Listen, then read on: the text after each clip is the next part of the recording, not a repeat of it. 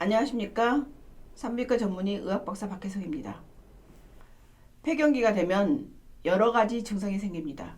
특히 비뇨 생식기 계통에 질환이 생기는데, 이것은 폐경기 후에 저산소증으로 인해서 생식기나 하부 요로에 영향을 미치면서 성기능을 손상시키기 때문에 갱년기 후에 성기능에 문제가 생기는 것입니다.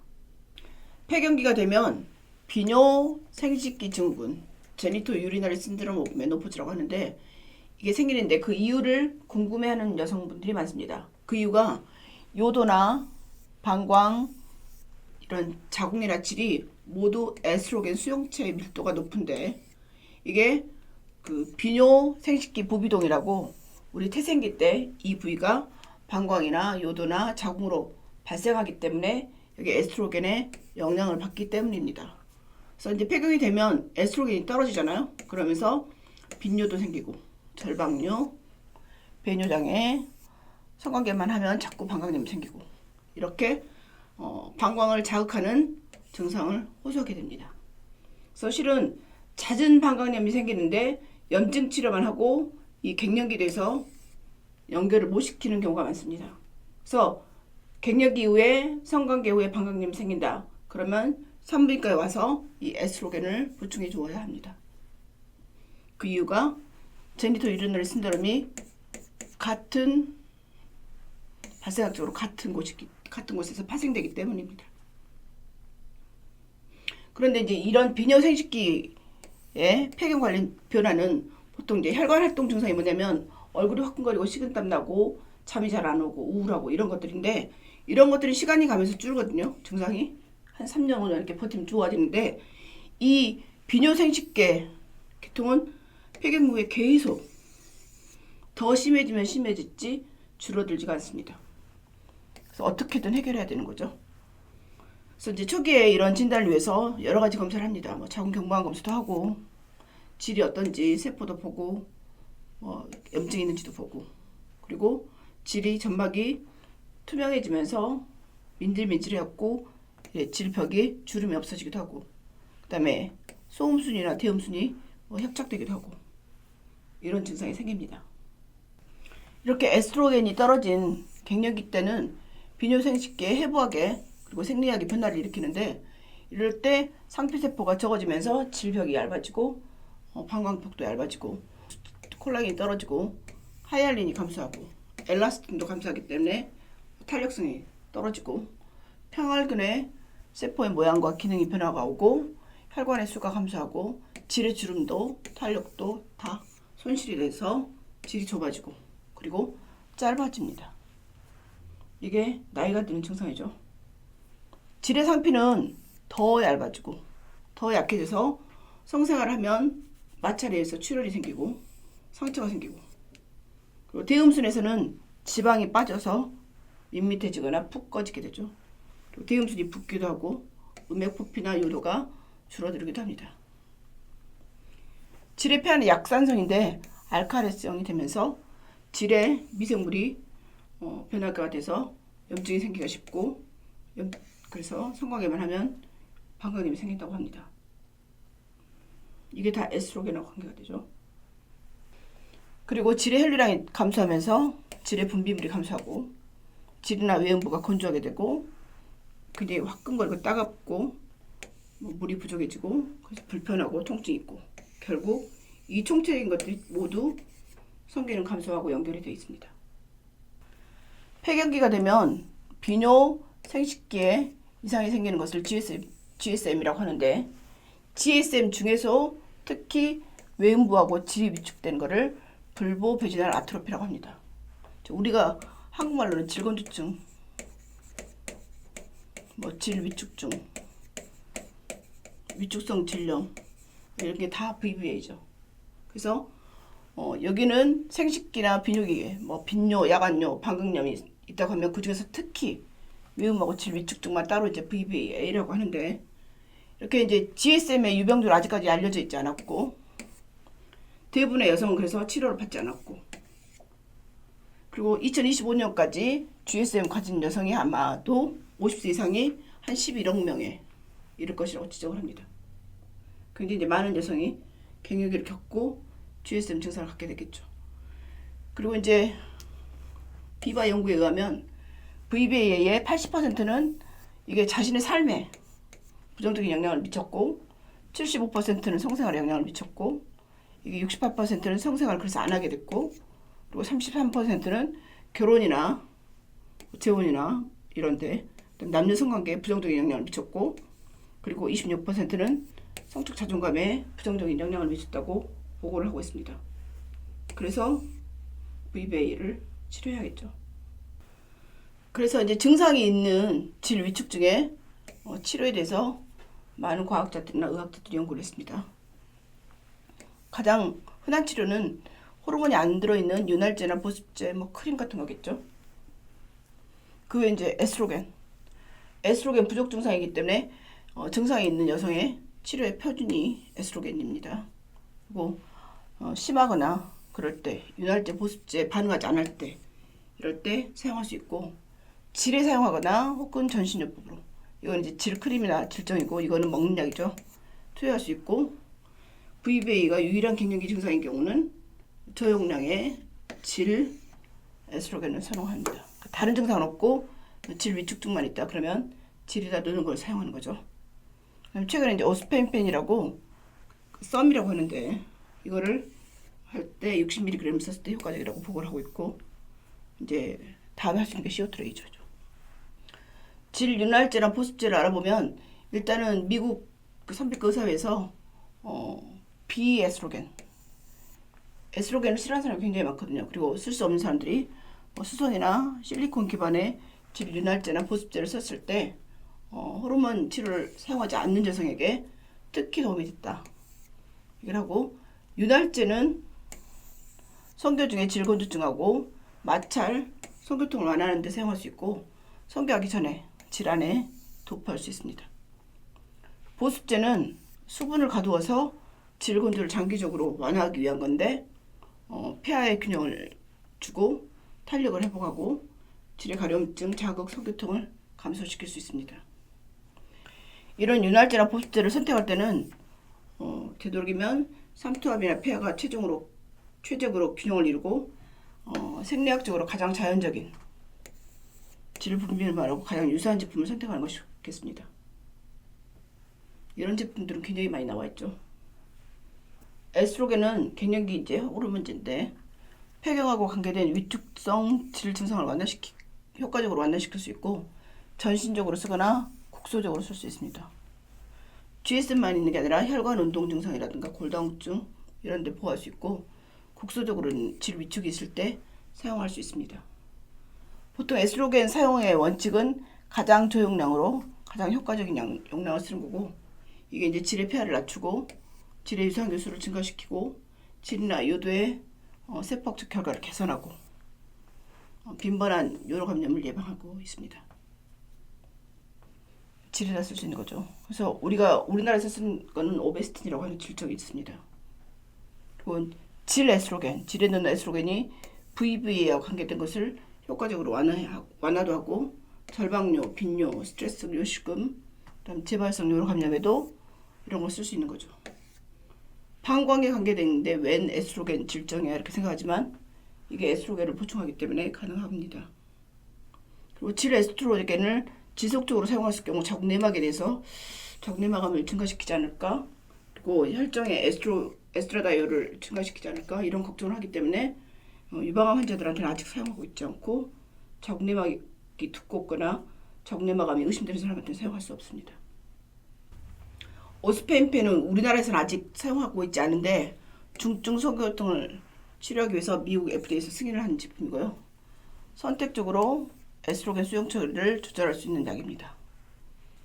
826명의 폐경기 여성에게 오스펜펜을 30하고 60을 줬더니 60ml를 줬더니 질건조증이 완화됐다.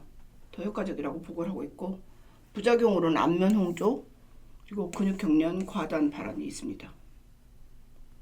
오늘 말하고 싶은 게 이제 CO2 레이저인데 전번에 우리가 RF 레이저, BBV에 대해서 얘기를 했는데 CO2 레이저에 대한 논문도 많아서 오늘 발표를 하는 것입니다. CO2는 질의 고유층과 상피층을 리모델링해서 질 조직을 재생시키는 효과가 있습니다.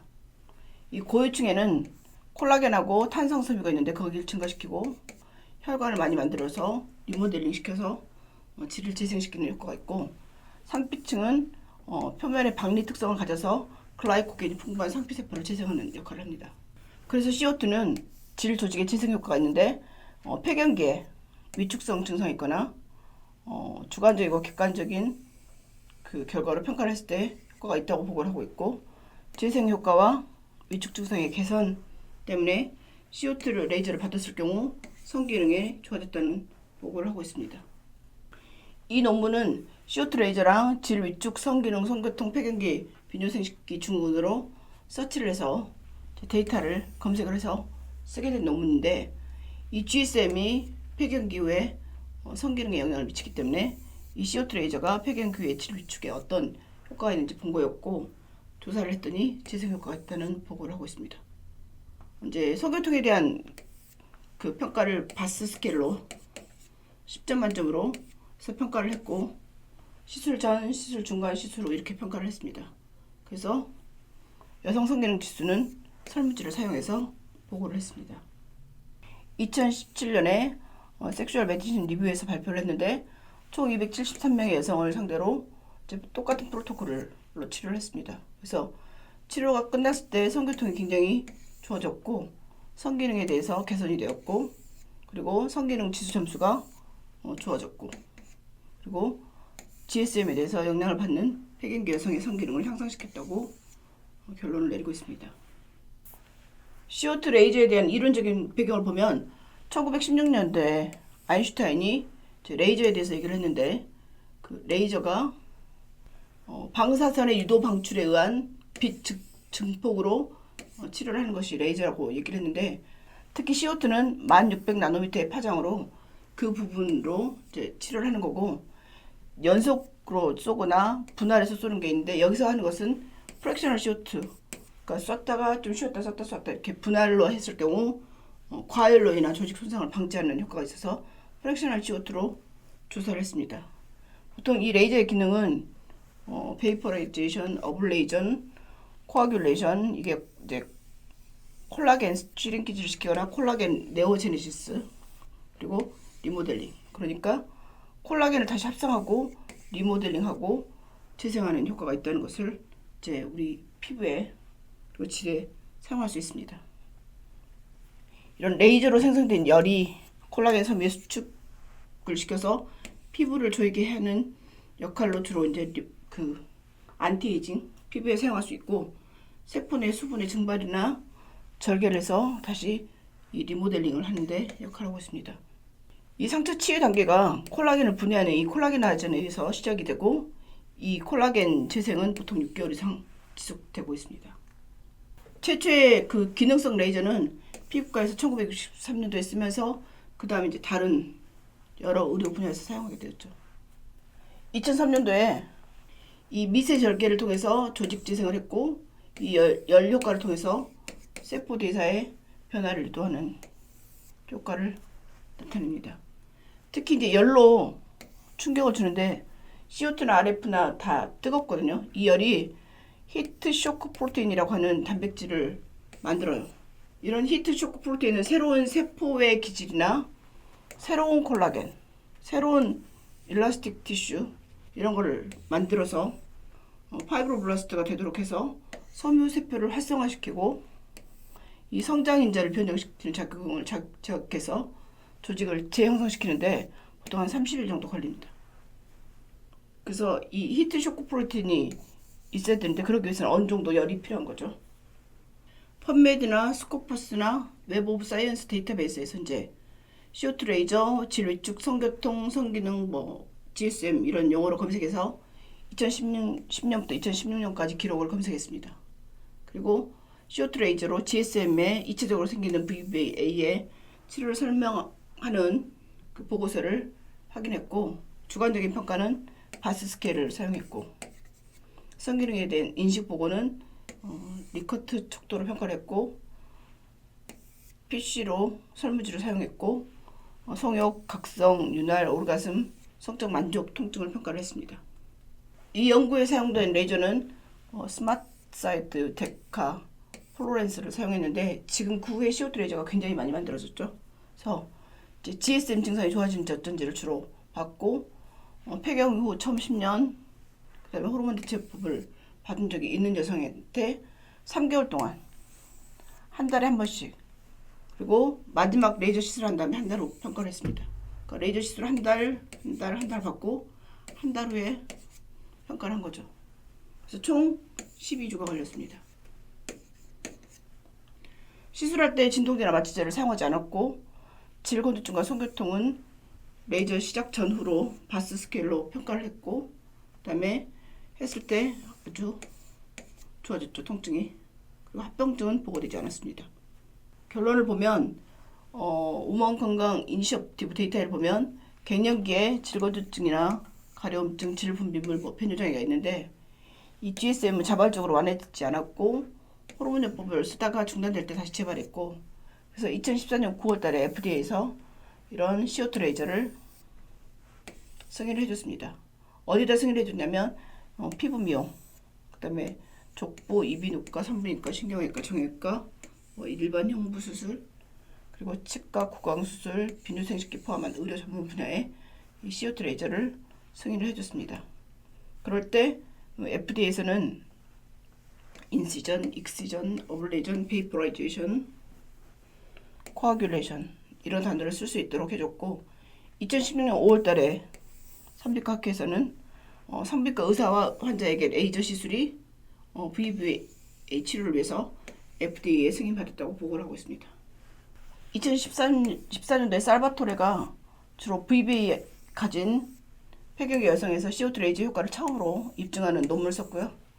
치료 프로토콜은 한 달 간격으로 3번 한 달을 추적한 찰 12주 평가를 했고 개선이 됐다고 얘기를 하고 있고 그 조직학적 평가를 위해서 샘플을 만들어서 그 기준선과 비교를 했을 때 CO2 레이저 후에 고위층이나 상기층의 리모델링에 따른 질벽에 변화가 있었다고 관찰하고 있습니다. 그리고 여러 가지 성적 기능이 좋아졌다고 보고를 하고 있고 치료가 끝났을 때 여성이 성적으로 활발하게 그 전에 성교에 대해 위축이 있었다면 활발하게 성생활을 할 수 있다고 보고를 한 첫 번째 보고가 2014년 살바토레 보고입니다. 그 후에 페리네오도 질의 CO2 레이저를 3번 했을 때 VVA 증상이 좋아졌다고 보고하고 있고 90% 이상이 만족하고 삶의 질도 크게 좋아졌다고 말을 하고 있고 GSM 있을 때 12주 추적 관찰을 했을 때 다시 성적으로 활동하지 않는 성관계를 안 했던 사람이 성관계를 다시 시작할 수 있다고 보고를 하고 있었고 성관계 빈도가 시술 전에 한 달에 1.6회였으면 그 다음에 4.1회로 그러니까 한 달에 한 번, 2번 했던 사람이 한 달에 4번 그러니까 이렇게 증가했다 보고하고 있고 성에 대한 인식도 향상이 되었고 성기능에 대한 설문지를 했을 때 모든 점수에서 개선이 됐다고 보고를 하고 있습니다. 성욕, 윤활, 그 다음에 성교통 다 좋아졌다고 보고를 하고 있습니다. CO2 레이저는 한 달 간격으로 보통 3번 하고 그 정도 했을 때 성관계가 좋아졌다 나빠졌다 얘기를 할 수 있습니다. 그래서 기본은 3번 치료가 기본입니다. 이 비바 연구에서 이런 부분에 대해서 여성들이 굉장히 질곤두증으로 고민하고 있는데 CO2 레이저를 했더니 GSM이 좋아지고 성기능이 향상됐고 그렇게 보고를 하고 있습니다. 현재 우리나라에 흔하게 쓰이고 있는 CO2 레이저는 벨라도라, 베스타, 원다리자 터치가 있습니다. 어떤 레이저를 하든 여러분들이 효과를 볼 수 있습니다. CO2 레이저가 성기능을 향상시키는 이유는 정상적인 질을 회복시켜서 여성의 성기능을 향상시키기 때문입니다. 그래서 여성의 질을 좋게 하는 모든 것은 여성의 성기능에 도움이 될 수 있습니다. 지금까지 산부인과 전문의 의학박사 박혜성이었습니다.